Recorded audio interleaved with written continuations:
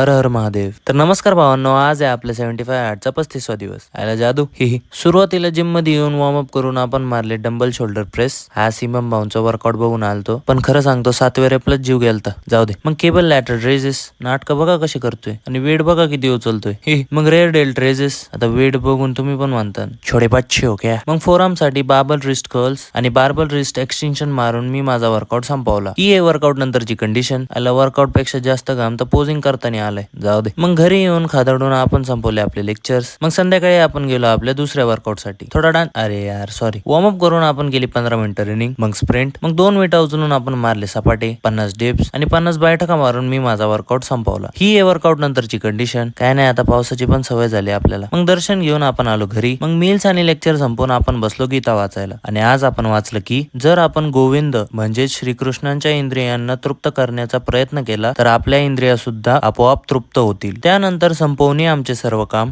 आम्ही करतो तुम्हाला राम राम.